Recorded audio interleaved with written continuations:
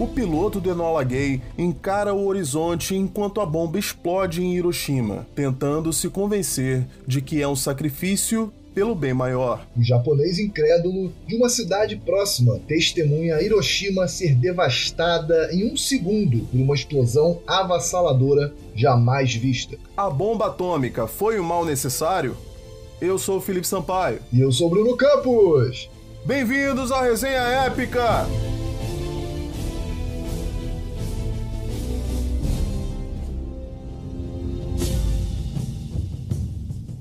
A guerra entre Estados Unidos e o Japão, propriamente dita, começou com um ataque a Pearl Harbor. Com certeza. A gente tem como marco inicial justamente essa invasão. Pearl Harbor, a gente fizer uma tradução direta para o português, seria o Porto da Pérola, né? Com certeza ele devia ser um lugar muito bonito, porque ele era lá no meio do Oceano Pacífico, né? Em Honolulu, né? Aqueles nomes bem havaianos que a gente conhece. Então tudo começou com essa invasão dessa ilha, né? Tinha uma frota americana nessa ilha e os japoneses invadiram ela.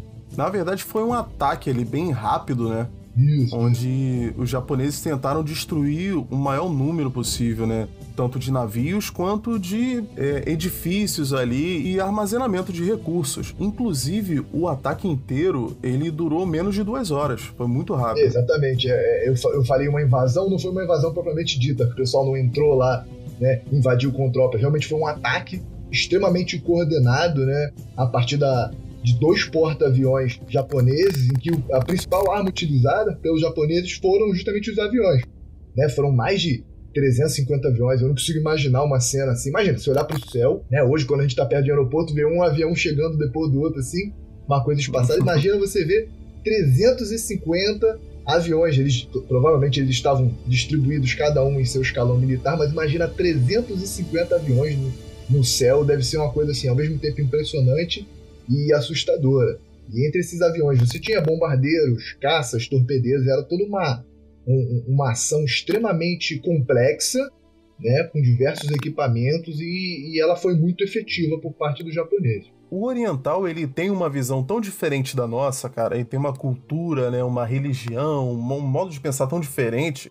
Acho que principalmente por conta dessa visão, assim, né, de honra muito exacerbada, que, cara, eles misturavam até misticismo ali, né, com as ideias ali que eles tinham pra guerra e tudo.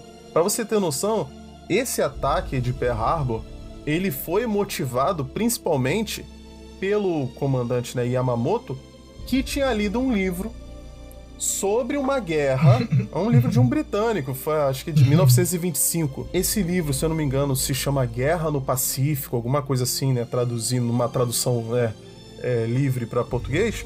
Esse livro fala de uma guerra entre os Estados Unidos e o Japão, que até então não existia, né?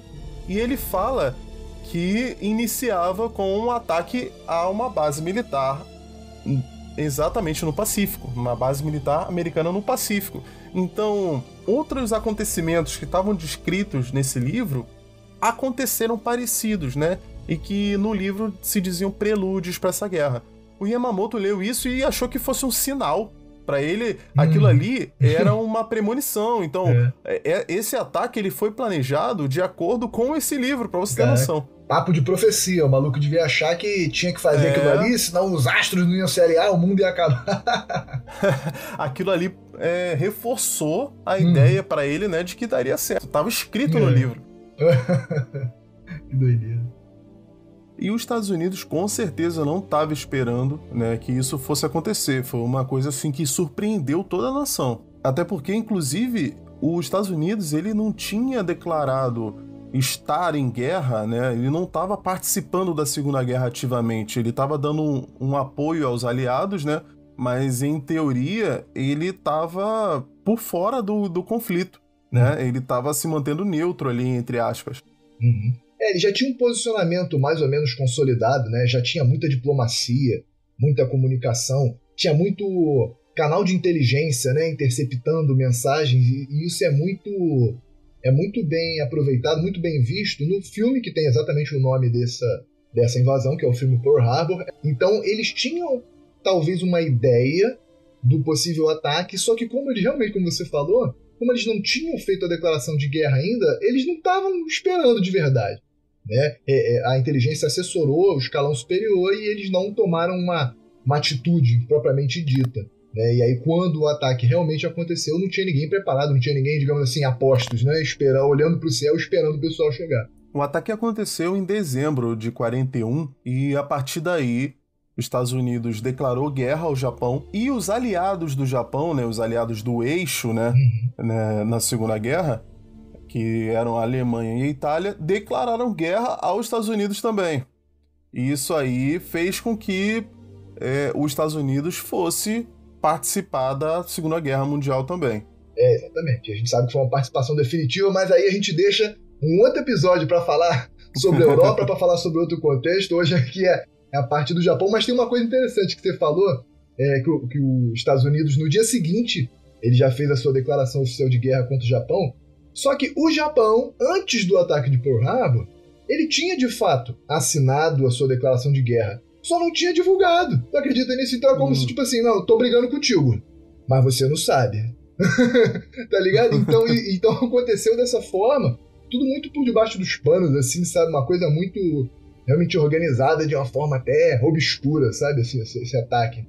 Não, e o Pearl Harbor foi comemorado no Japão, né? Como uma grande vitória mesmo. Mas é curioso que Pearl Harbor não era um fim em si mesmo, né? Os japoneses não tinham interesse direto naquela ilha, né? Uma das motivações dele, né, em toda a estratégia, né, de todo aquele contexto de expansão e tudo mais, que também não é o nosso foco aqui, eles queriam se livrar, queriam minimizar o poder bélico da marinha americana, porque eles queriam expandir, começar a conquistar aquelas ilhas próximas, né, começar realmente a conquistar espaço, né? A gente sabe que o Japão é uma ilha pequenininha, então eles queriam realmente invadir, como eles fizeram, né? Então tiveram vários ataques coordenados, por exemplo, nas Filipinas, em Guam, na ilha Wake, que pertencia aos Estados Unidos, Império Britânico na Malásia, né, Singapura, Hong Kong. Então você vê que, ao mesmo tempo, como eu falei, uma operação bem complexa, porque eles queriam realmente expandir territórios. Então eles bateram no irmão mais velho, que seria os Estados Unidos, né, deram um soco no irmão mais velho para poder dar uns tapas nos irmãos mais novos, digamos assim. Exatamente. O Japão ele queria diminuir a influência ocidental na Ásia. É isso que eles queriam.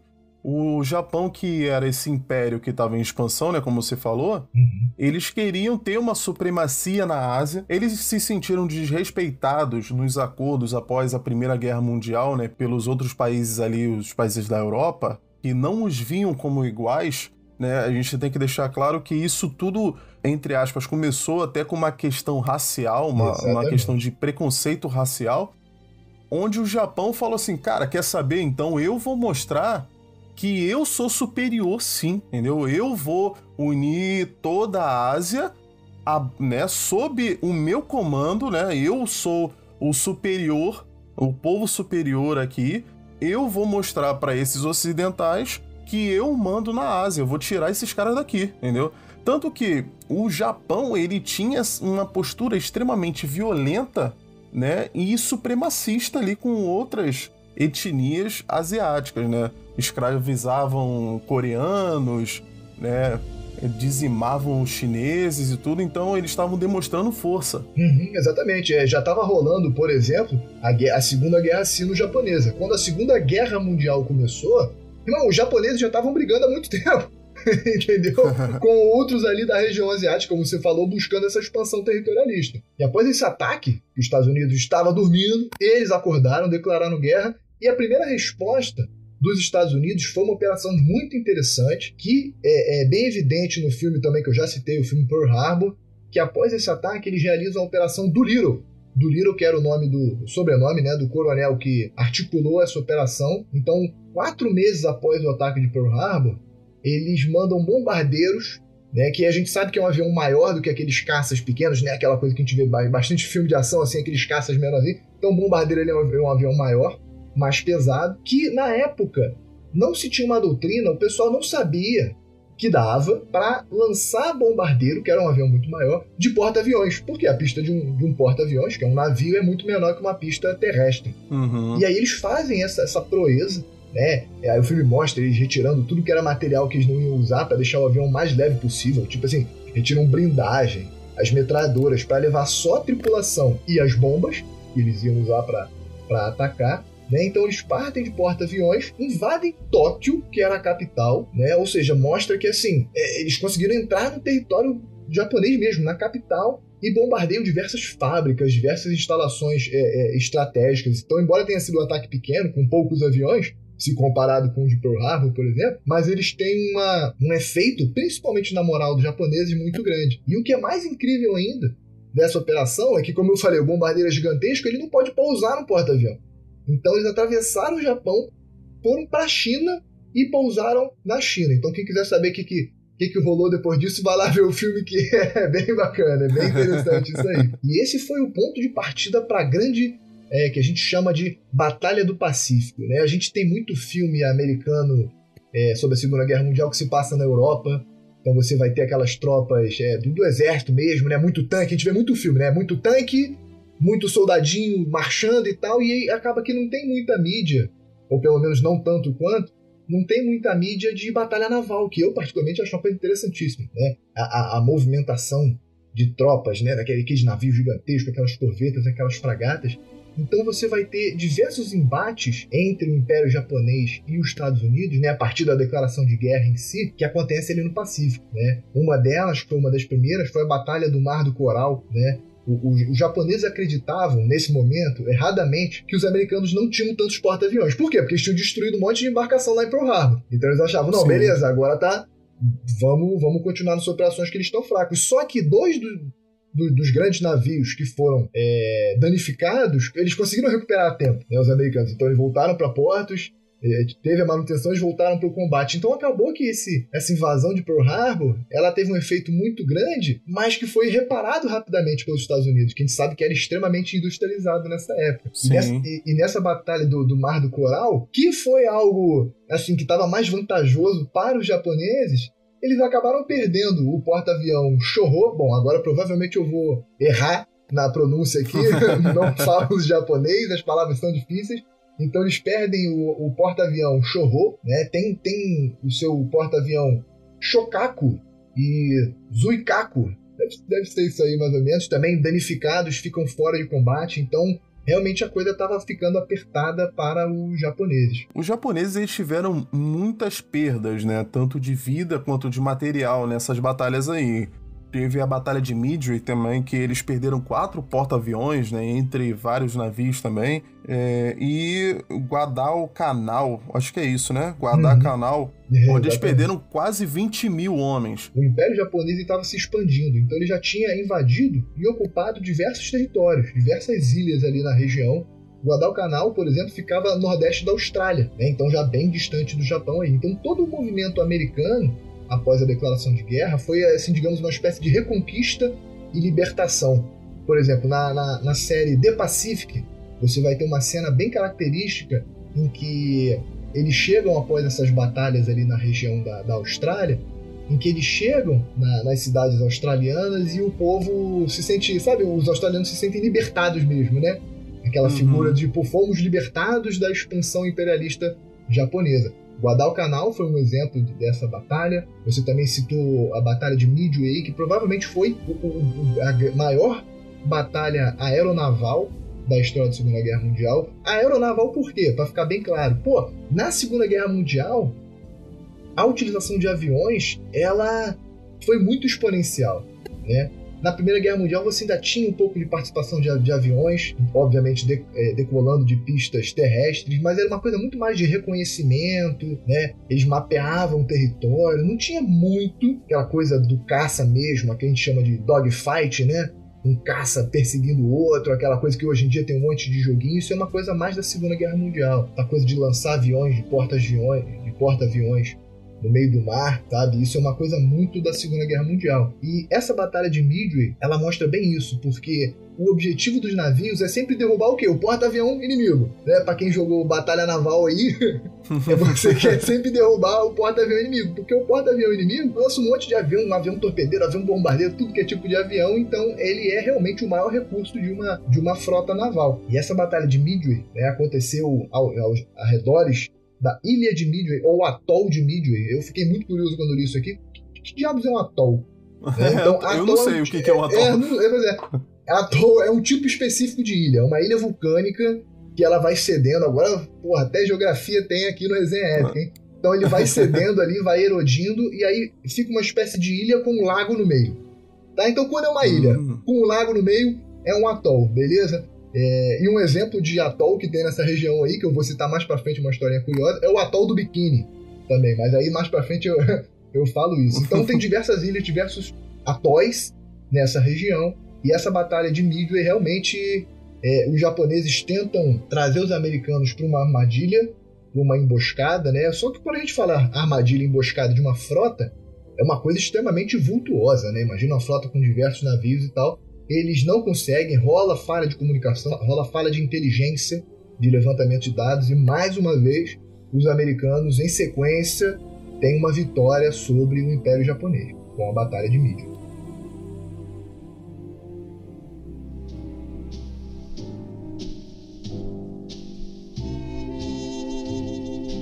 Mas antes de tudo isso que a gente expôs aqui, já estava acontecendo nos Estados Unidos um projeto de estudo, de pesquisa e fabricação do que a gente ficou conhecendo como bomba atômica. O nome desse projeto foi Projeto Manhattan. Acontece que os alemães já estavam pesquisando sobre fissão nuclear.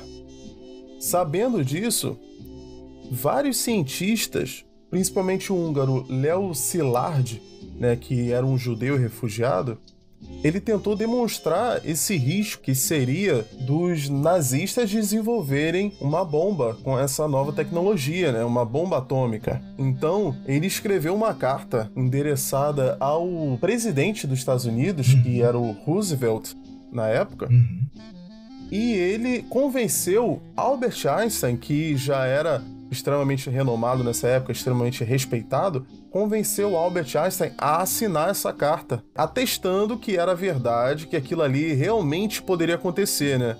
Isso deu um peso muito grande a esse aviso e os Estados Unidos resolveu tomar providências quanto a isso. Eles começaram esse projeto aí, né, de estudo, né, e produção de uma tecnologia que pudesse fazer uma bomba. Esse alerta aí, ele aconteceu em 39, só que o projeto não foi de imediato, né? Ele foi aprovado e realmente começou a funcionar, começaram as pesquisas, né, em 1941.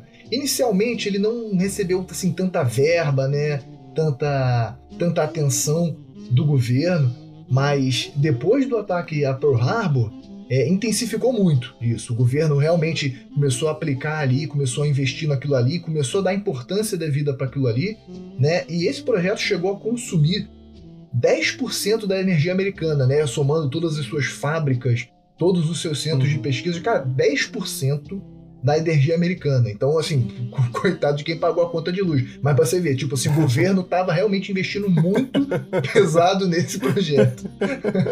Antes disso até, já estavam ocorrendo várias operações de espionagem dos alemães para saber em que pé estava a pesquisa deles, né?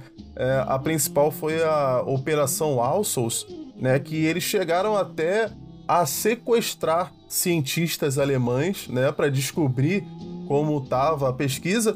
E eles, a princípio, começaram as pesquisas porque estavam com medo que os alemães estivessem muito avançados e criando já bombas atômicas, mas depois eles descobriram que não, que os alemães eles estavam bem atrasados nisso, apesar deles terem descoberto, deles terem a vontade de fazer, mas eles não tinham mais pessoal suficiente e nem recursos suficientes, né? A Alemanha estava usando todos os seus recursos no front, né? Eles estavam com vários frontes de batalha, né? Eles estavam numa situação muito difícil ali, estava com uma situação de recursos muito escasso e muitos cientistas fugiram da Alemanha, inclusive muitos judeus até, né? Não só os judeus fugiram, lógico, né? A maioria fugiu da guerra. E, inclusive, muitos desses cientistas foram para os Estados Unidos. A gente vai ver até mais pra frente, né? Não é dentro desse contexto aqui, mas só queria citar também. E mais pra frente, tem uma operação chamada Paperclip, né, que ela acontece depois da Segunda Guerra, em 45, de 45 a 59 mais ou menos, que os Estados Unidos ele reforça mais ainda esse resgate dos cientistas alemães, né? E eles chegam a resgatar entre mais ou menos uns 1.600 cientistas e técnicos da Alemanha, inclusive esse pessoal que vai ajudar na corrida espacial lá mais pra frente. Mas já tô me alongando nisso aqui. Então, só pra deixar claro aqui, por que a Alemanha não tinha bomba nuclear também? Porque eles não tinham recursos e não tinham cientistas suficientes. A gente vai ver que os Estados Unidos utilizou muita mão de obra para conseguir fazer essas bombas. E uma coisa que eu acho curioso de pontuar também, nesse momento ninguém tava citando o potencial destrutivo da bomba. O negócio é o seguinte, irmão, alguém tem que ter.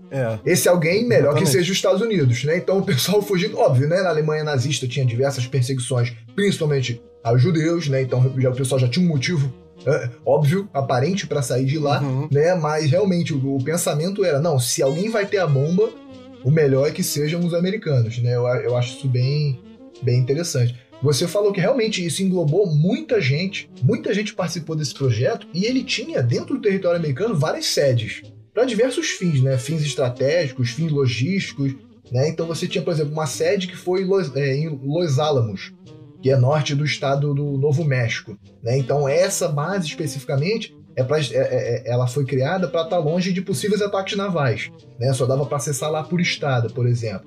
Né? Sim. Por exemplo... E era um lugar mais isolado, eles podiam fazer os testes ali. Isso, exatamente. Mas tem um outro motivo também.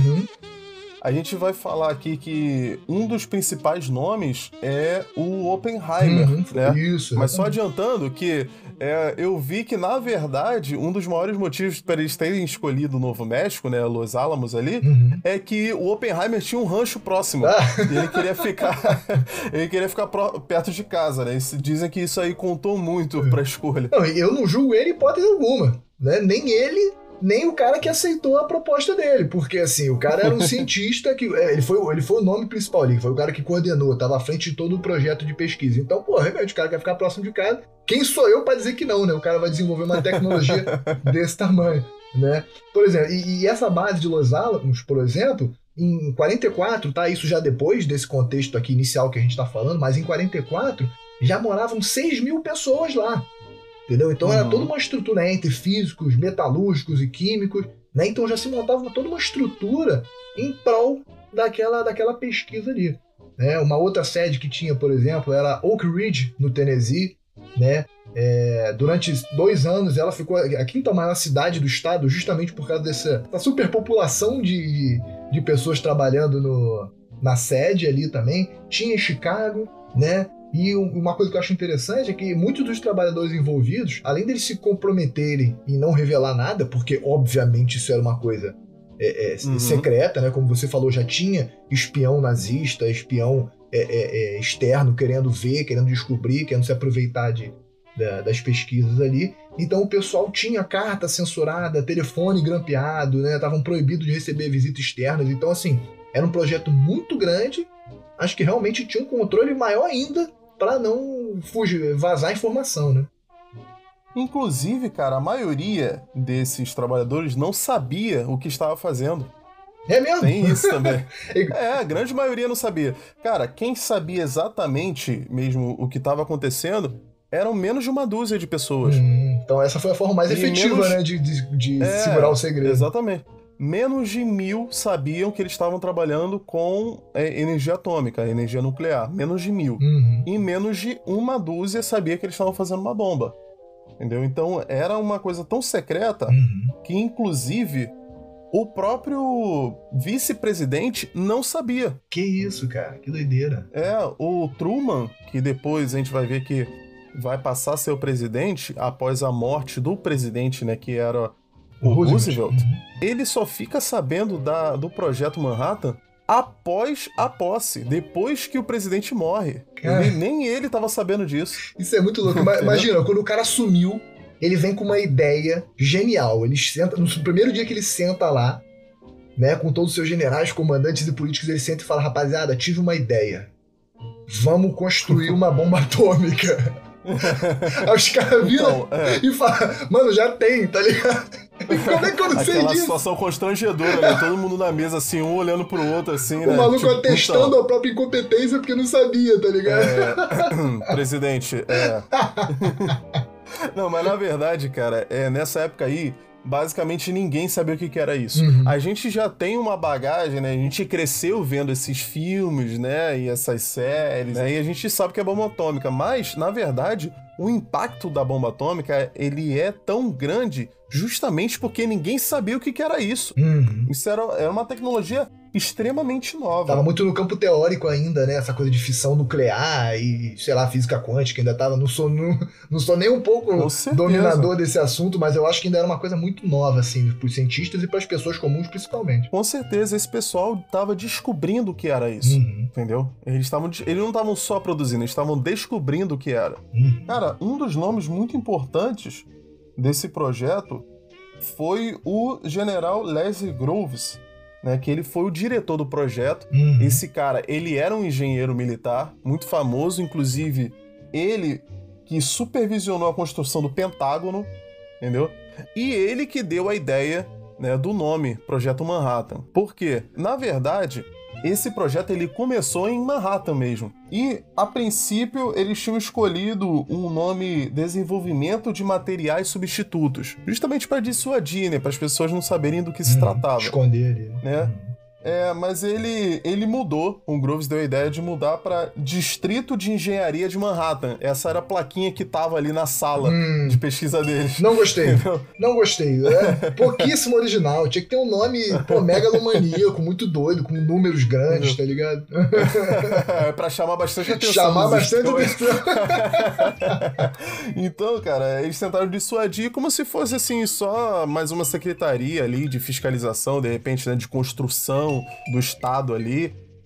Por isso que ficou com esse nome de Manhattan, apesar de o projeto mesmo não ter acontecido lá. Ele só iniciou lá, mas saiu de lá logo no início. Esse nome, ele vai inspirar mais pra frente um herói, né, dos quadrinhos, que é o Dr. Manhattan. A história não se passa nesse contexto, mas o Dr. Manhattan, ele era um pesquisador da energia nuclear, mas assim, já mais pra frente, já no fim dos anos 50, início dos anos 60, durante a Guerra Fria ali, e ele sofre esse acidente, onde ele é exposto à radiação e ele ganha poderes que o compara a um deus, né?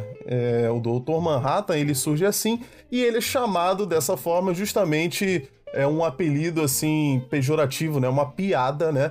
O Dr. Manhattan, ele passou, né, por um acidente que foi comparável ao Projeto Manhattan. Faz sentido todo esse contexto de fissão nuclear, né? Mas eu achei ele muito apelão, cara. Muito apelão. Só fugindo um pouco da pauta aqui, muito apelão. Entendeu? Os outros personagens... isso aí se passa no filme, como exemplo, o filme Watchmen, né? Em que mostra o Dr. Manhattan e diversos outros personagens. Mostra um contexto muito interessante de super-heróis e vilões nessa época da década de 50, início de 60, assim. O filme é muito bacana, é um filme longo, mas muito bacana. Mas ele é extremamente apelão. Ninguém batia de frente com ele. Achei... entendeu? Mas a origem do Dr. Manhattan é bem interessante mesmo. E aí todo esse projeto deu certo, surtiu efeito e aconteceu o primeiro teste com realmente a bomba propriamente dita. A bomba foi batizada de Trinity. Ela foi lançada no deserto do Novo México, justamente por ser uma região remota, né, que para não ter muitos efeitos colaterais, né? Então foi em 16 de julho de 1945. E um detalhe interessante é que a Alemanha já tinha se rendido nessa data, né? Mas pelo menos eles conseguiram produzir a bomba nuclear. Esse primeiro teste foi bem sucedido e dizem que o Oppenheimer, né, estava extremamente nervoso né, com esse teste ali, e ele se sentiu aliviado, né? O pessoal até se espantou porque viram que antes da detonação ele estava extremamente tenso, né, nervoso, né, pensativo, e quando explodiu ele ficou meio que feliz, assim, né? Ele externou uma felicidade, um alívio. O pessoal até achou isso meio contraditório, né? Mas beleza, né? Meio contraditório, né? Porque o cara ficou mó feliz, né? Com uma coisa que ia matar milhares de pessoas, né? Mas ele tava meio que aliviado, porque você imagina o investimento que foi posto, né, nele e o peso que tava nas costas dele, né? Dizem que depois da primeira explosão, cara, o que ele disse foi: se o brilho de 1000 sóis irrompesse de uma só vez no céu, seria como o esplendor do poderoso. Cara, Poético, isso é um texto religioso hindu. Dizem que ele pesquisava muito sobre a cultura hindu e ele traduzia, ele mesmo falava sânscrito e tudo, ele traduzia vários textos sagrados assim dos hindu e ele era muito famoso por essas citações. Inclusive, mais pra frente a gente vai ver qual foi a citação que ele fez depois do final ali, do desfecho. Inclusive, né? esse cara, ele era até meio exótico, assim, né? Ele não foi o primeiro nome a ser levantado para coordenar, para estar à frente desse projeto, porque ele era uma pessoa muito introvertida, queria ficar muito mais ligado nas pesquisas dele, né? Exatamente. Ele tinha, inclusive, inclinações socialistas, dizem isso também, que muitas pessoas desaprovaram o nome dele porque ele era visto como um cara meio socialista, meio comunista, tinha isso também. Sem falar que tinham muitos pesquisadores nesse campo, né, nesse meio, que já tinham um prêmio Nobel, ele não. Pô, ali a disputa quem tem prêmio Nobel. Pra você ver que a régua, o sarrafo a régua tava muito sarrafo alta. altíssimo, caraca. O maluco formado em Harvard, tá? O maluco formado em Harvard,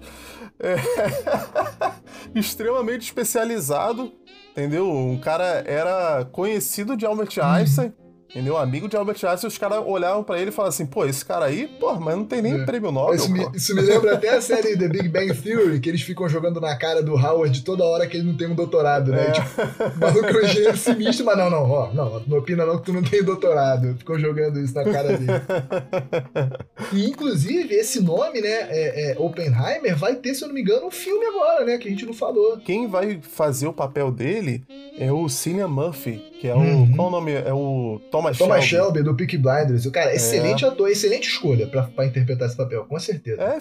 Ficou legal até fisicamente, mas ficou parecido e, pô, ele é um excelente ator. Cara, quem vai fazer o General Groves é o Matt Damon, não é? Porra, maneiro.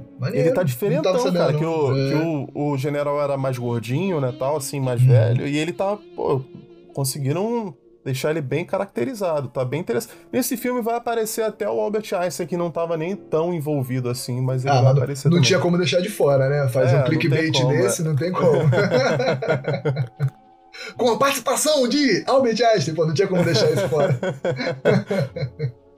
Depois da Trinity, eles vão começar a produzir as bombas de fato, né? Eles fazem a primeira bomba que foi lançada, né? Que foi a Little Boy, e a segunda bomba, a Fat Man. É interessante até que elas duas eram bem diferentes, elas foram produzidas de forma diferente, né? Eu não entendo nada disso, né, de física, mas pelo que eu sei, a Little Boy era de urânio e a Fat Man era de plutônio, né? Então, assim, a gente vê que eles realmente estavam experimentando. Eles estavam realmente aquela coisa quase empírica, assim, né? Vamos ver qual o resultado que dá utilizando dois materiais diferentes no núcleo da bomba, né? E como você falou, o nome delas, Little Boy e Fat Man, realmente quando você olha a imagem, né? Tem poucas imagens, obviamente, né? 1940 e poucos isso, mas a Little Boy, ela realmente tem um aspecto mais esguio, vamos colocar assim, esguio, e a Fat Man, ela é realmente rechonchuda, sabe? Então talvez até o aspecto visual delas tenha dado origem, né, estimulado esse apelido, esse nome que eles deram pra ela. Então, a princípio, quando as bombas foram feitas, elas tinham como destino a Alemanha. A justificativa maior para a produção das bombas, lógico, foi acabar com a Segunda Guerra Mundial, né? E a gente sabe que, provavelmente, na verdade, o que eles queriam era ter um monopólio nuclear, né? Eles queriam ser os primeiros a conseguir fazer, mas, né, com essa justificativa de acabar com a guerra. E essa foi a ordem de Roosevelt, né? Se as bombas ficarem prontas antes da Alemanha se render, né, antes do final da guerra, elas seriam lançadas na Alemanha. Só que o que acontece é que Roosevelt morreu, a Alemanha se rendeu e o problema dos Estados Unidos nesse momento era o Japão. Não, exatamente, cara. Essa guerra do Pacífico, ela estava se tornando uma coisa extremamente desgastante. Os japoneses, eles tinham uma postura muito quase mística, sabe? Aquela coisa da figura do imperador. Eu vou lutar pelo imperador. Então eles não se rendiam. Mesmo em situações extremamente desfavoráveis né, com o avanço americano através das ilhas do Pacífico. Você vê muito isso, vê muito bem no filme chamado Iwo Jima, que é o nome de uma ilha que teve um combate também. A postura dos japoneses, né? Ataques kamikazes, os caras passando fome, comendo, tipo, literalmente cavando para comer minhoca, e os caras não tinham mais nada. E os caras avançavam, sabe, com a katana, a espada japonesa, contra armas de fogo. Tipo assim, uma coisa totalmente... hoje a gente olha e fala descabível, né? E os caras não se rendiam, tava se tornando desgastante para os Estados Unidos, embora eles estivessem ganhando, estavam perdendo muitas tropas, gastando uma infinidade de recursos, né? Então estava se tornando muito desgastante essa frente do Pacífico.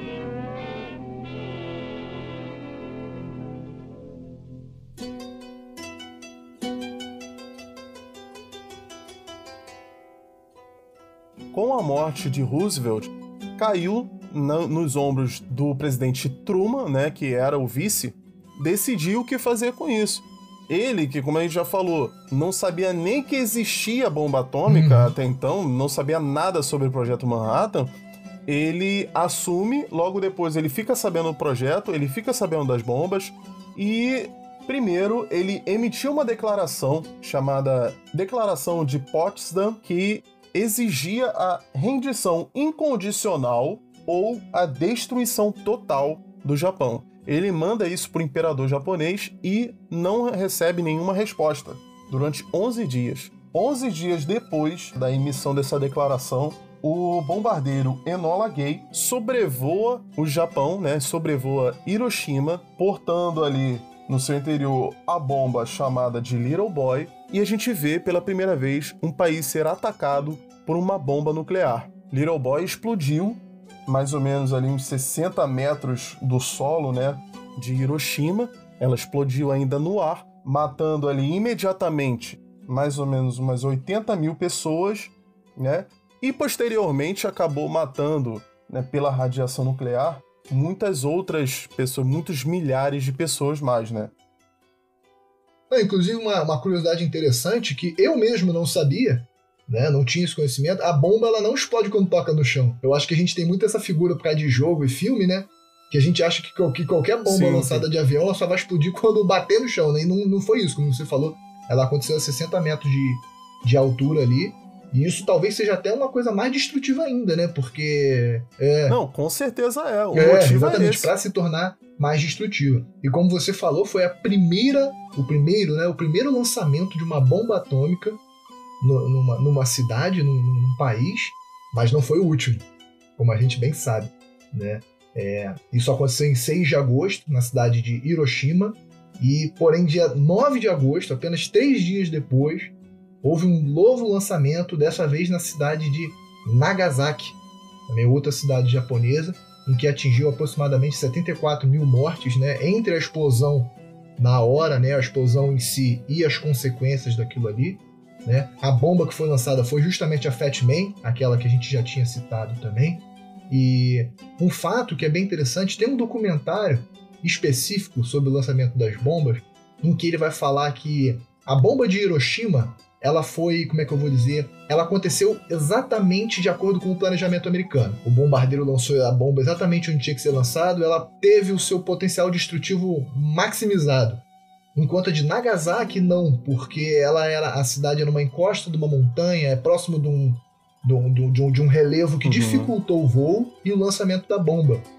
Então, a bomba de Nagasaki, a Fat Man, ela não obteve o seu, digamos assim, grau de destruição máximo, porque ela não foi lançada no ponto exato que tinha que ser lançada. Bom, hoje eu dou graças a Deus por isso, né? Foram menos pessoas que foram afetadas, mas a gente sabe que isso gerou, diversas complicações por várias gerações, por causa da radiação, né? Essa questão da escolha de Nagasaki, inclusive, eles escolheram Nagasaki em cima da hora, porque, na verdade, eles iam bombardear uma outra cidade, só que o clima não favoreceu. Parece que tava tendo...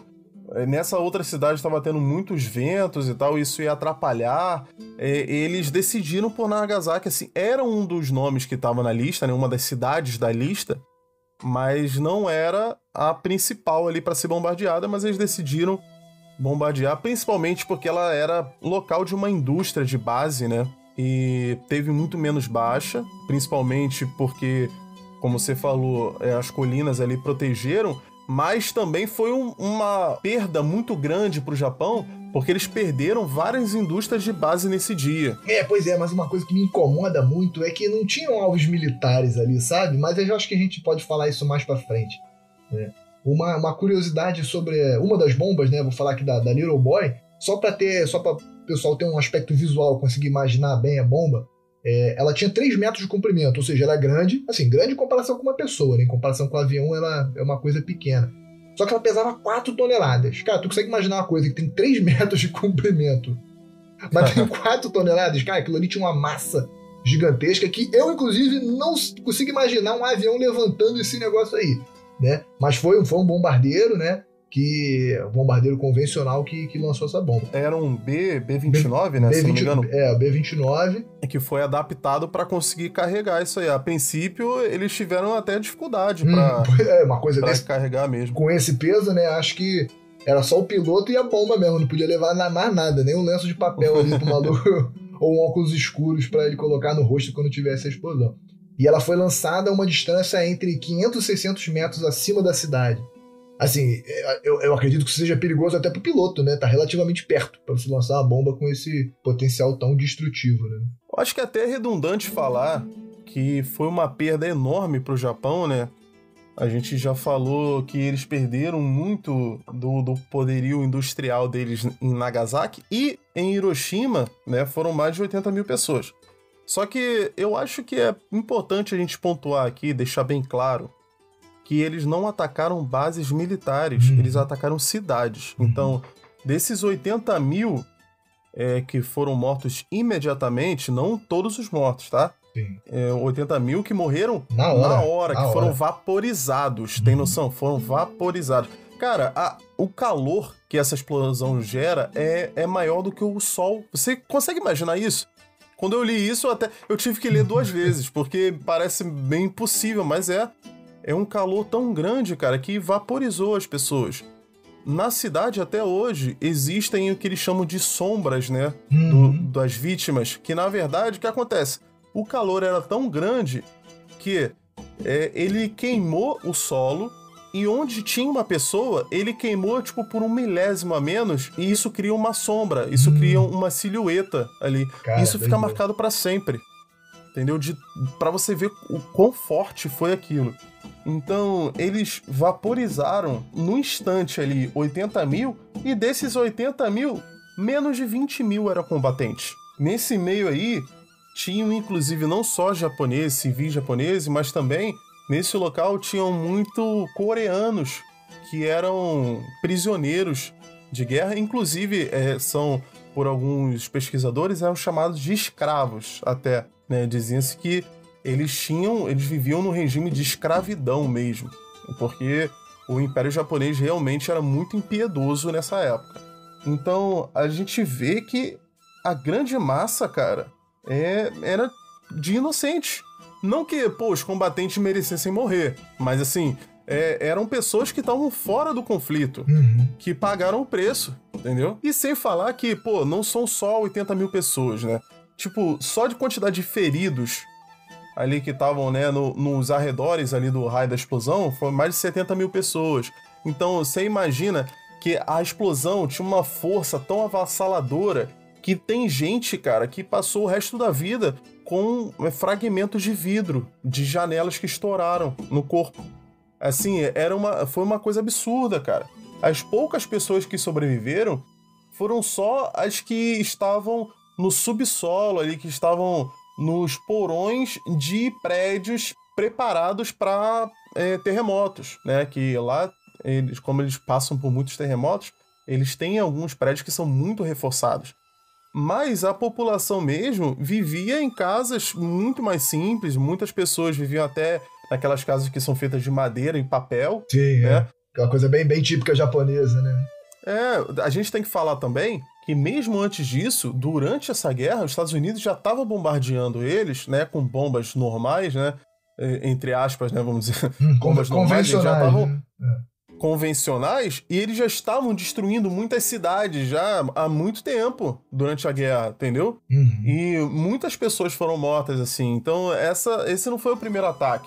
Esse foi o ataque definitivo para acabar. Só que, justamente, depois de Hiroshima, mesmo assim, o Império não se rendeu. Não se rendeu. Mesmo assim. Então, 3 dias depois, eles lançaram uma segunda bomba, que foi a Fat Man. Algumas fontes dizem que o imperador, não exatamente o imperador, né, mas o Império Japonês, os comandantes ali, eles não acreditavam que os Estados Unidos teria uma segunda bomba. Que eles teriam lançado a primeira com esse efeito, com esse fim dissuasório, né? Tipo assim, tem uma bomba, se renda agora. Eles não acreditaram que eles teriam uma segunda bomba. Por isso eles não se renderam de imediato. Aí houve o lançamento da segunda bomba. Aí, irmão, aí quem tem 2 tem 3, tem 4. Aí realmente, no dia 14 de agosto de 1945, aconteceu a capitulação, né? A rendição do Império Japonês na guerra contra os Estados Unidos. E foi aí que, pela primeira vez na história, o povo ouviu a voz do imperador. Você sabia disso? Como é que foi isso aí? A declaração de rendição dele foi transmitida no rádio. E, cara, eu vou deixar bem claro aqui, eu acho que a gente não falou sobre isso. O imperador, nessa época aí, ele era visto como Deus. Tinha essa pegada mesmo. Para os japoneses, o imperador, ele é descendente direto de Amaterasu. Eu acho que é isso, né? Amaterasu. Que é a deusa Sol. Então, o imperador, cara, não é modo de falar. O imperador é Deus. Então, ele era uma presença, assim, gigantesca mística na vida quase, dessas né? pessoas. Mística? Quase não, ele era místico. Dentro da cultura shintoísta, né, eles têm essa visão de deidade um pouco diferente da nossa, né? Não é essa religião monoteísta. Eles têm vários deuses e um deles é o imperador. Então, inclusive, é o único deus que tá ali, né? É o deus encarnado ali. É o Deus encarnado, é o filho do Sol. Tem noção do que é isso? O cara, ele é descendente direto da deusa do Sol. Então, ele tinha um poder praticamente ilimitado sobre essas pessoas. Por isso que as pessoas se matavam por ele, entendeu? Exatamente. Ele mesmo, o próprio imperador, instruía os japoneses que era muito mais honroso morrer do que se render. Então, eles lutavam até a morte. Tinha a figura dos kamikazes, né, que a gente pode explorar depois melhor em outro episódio, mas tinha a figura dos kamikazes, que eram os pilotos que se matavam para poder destruir o inimigo. Eles se lançavam com um avião e tudo, e se explodiam ali, né? Bem como terroristas mesmo, suicidas. Eles armavam mulheres e crianças. Quando os combatentes homens começaram a acabar, as mulheres e as crianças começaram a ir pro front também, cara. Tem noção? Então eles faziam de tudo pelo imperador. E ele era uma figura tão acima deles que eles nunca tinham ouvido a voz dele.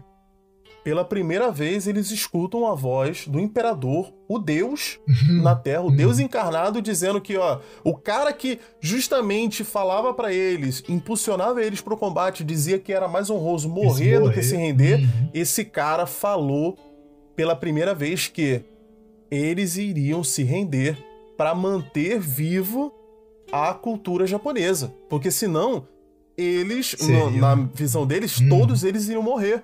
Porque, você lembra aquilo que eu falei? A declaração do Truman foi o quê?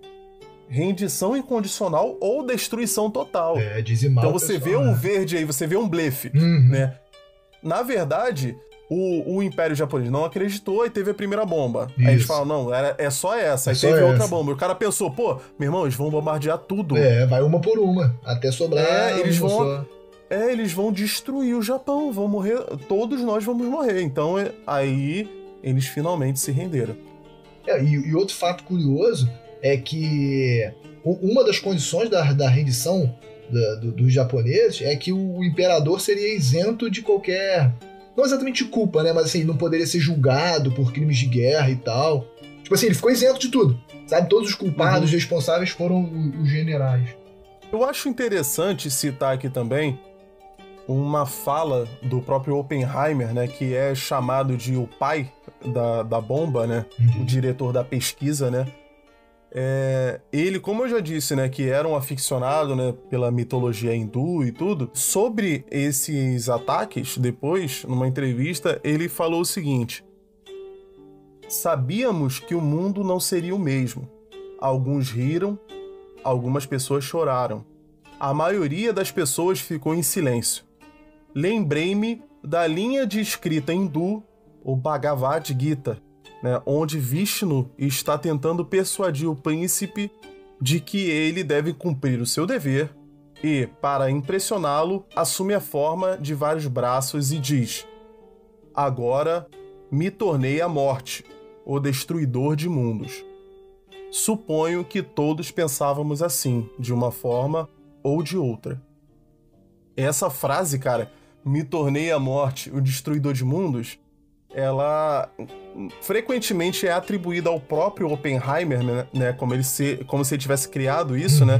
E ela ficou muito chocante. Tem um vídeo dele falando isso. Ele fala isso, né, durante uma transmissão de televisão.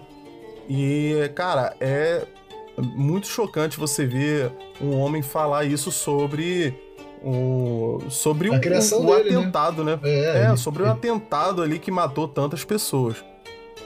Que bom que pelo menos uma vez você trouxe aí uma citação de uma língua diferente, porque normalmente sou eu que fico passando vergonha aqui, tentando falar em italiano, russo, espanhol e fico...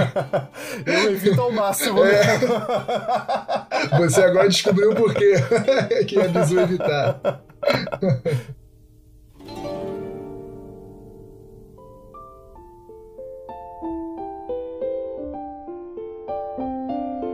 Mas agora, meu amigo Bruno Campos, chegou a hora de você falar agora sua opinião, né, sobre essa questão tão polêmica.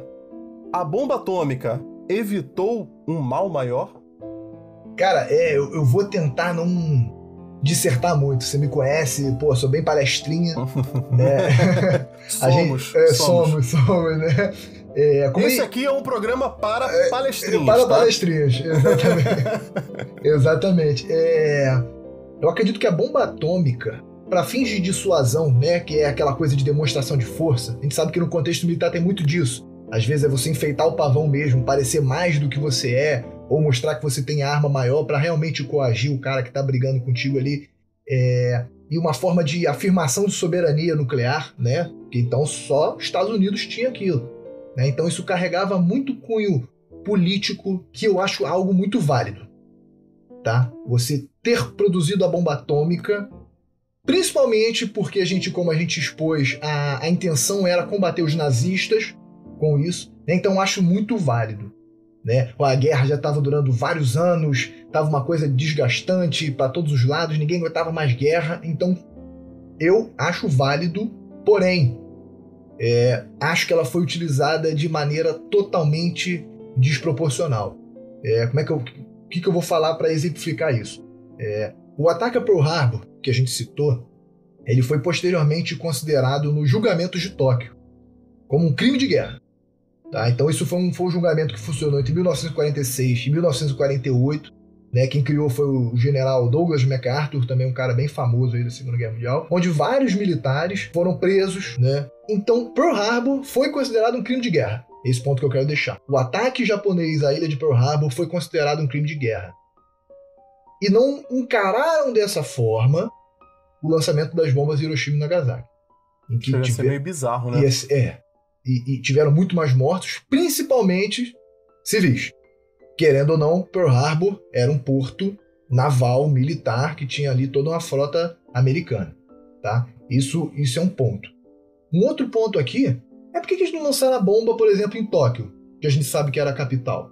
Pô, a guerra ia encerrar, sem dúvida, se jogassem ali. Né? Ia provavelmente destruir as maiores instalações militares, os próprios líderes militares, provavelmente.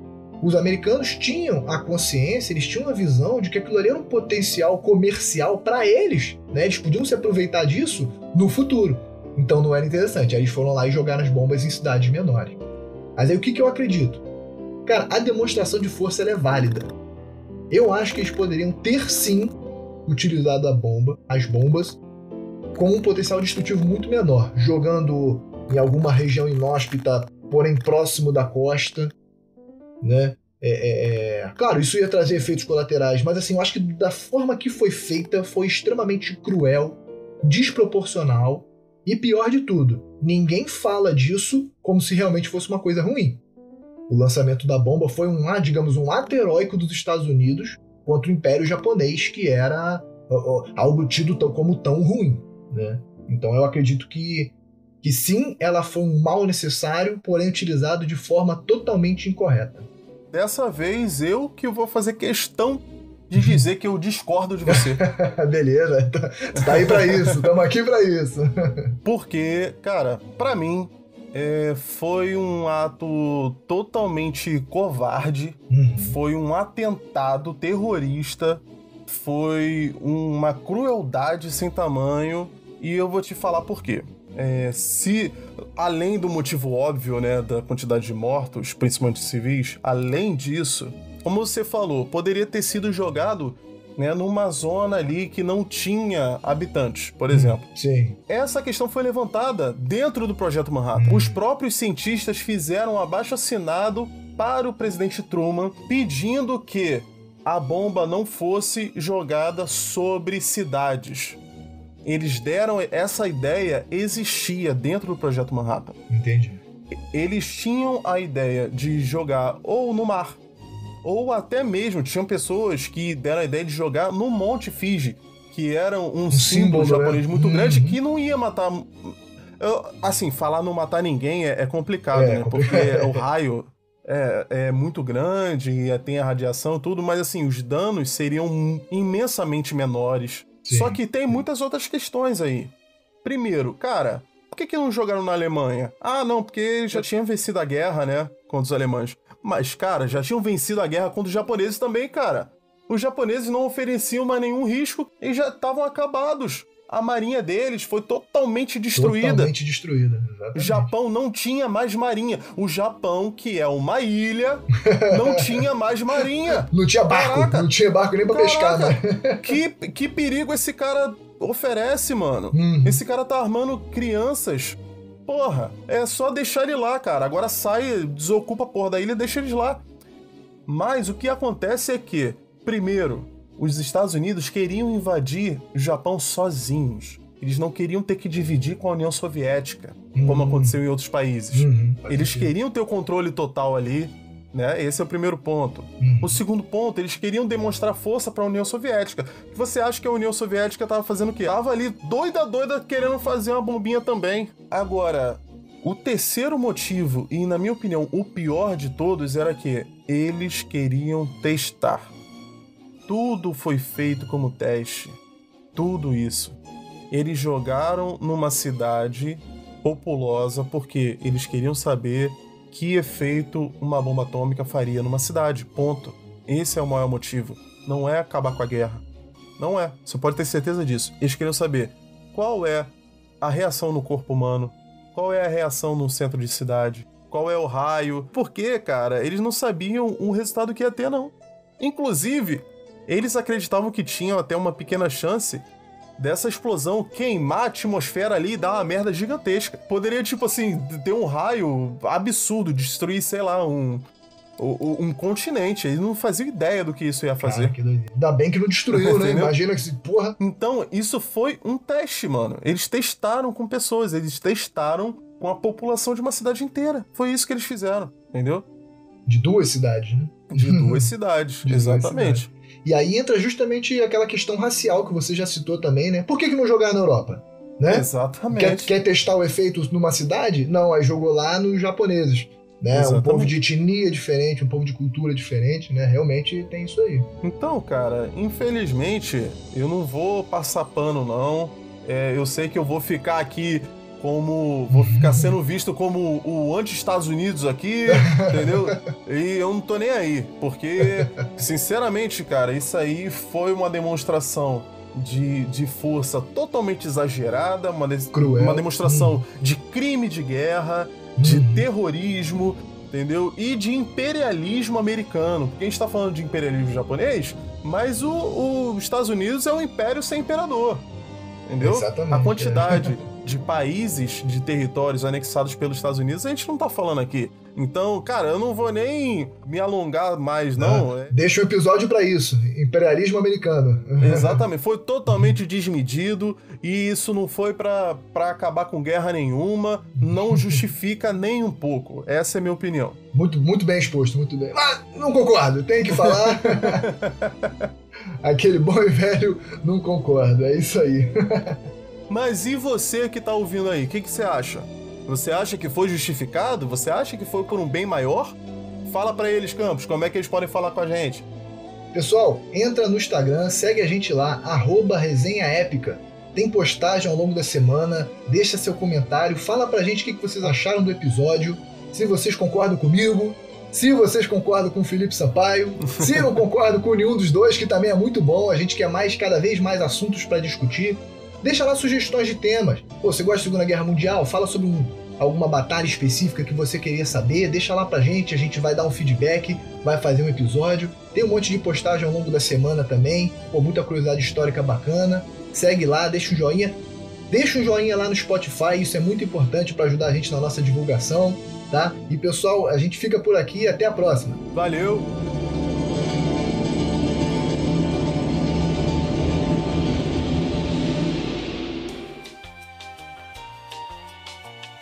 O Projeto Manhattan, como a gente falou, ele teve seu início, né? E ele realmente acabou, né? Ele não é algo que existe até hoje, né? Que, como você falou, a sala com a plaquinha lá em Nova York, não tem mais isso, não.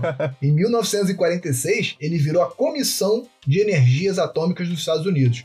Isso aí já estava sob a direção do presidente Truman, né? E aí ele encerrou esse projeto para esse fim que eles tinham criado, e aí eles jogaram as últimas 2 bombas que estavam já semi-prontas, eles jogaram no Atol do Bikini. Esse Atol do Bikini deu origem pra quem? Porra, Bob Esponja, irmão. Ah, que isso, cara. Exatamente. Quando você falou, eu só consegui pensar na Fernanda do Biquíni, lógico. Mano, mas exatamente ali, porque os bichos ali são todos muito esquisitos. Porra, esponja falante, Caraca. Esquilo que vive embaixo do mar, entendeu? Então toda a teoria da conspiração, que aquilo ali, a Fenda do Biquíni existe por causa da explosão no Atol do Biquíni com a bomba atômica. Pô, minha cabeça explodindo agora aqui. Mind blowing. Isso com certeza é verdade, meu amigo. Tá na internet, é verdade.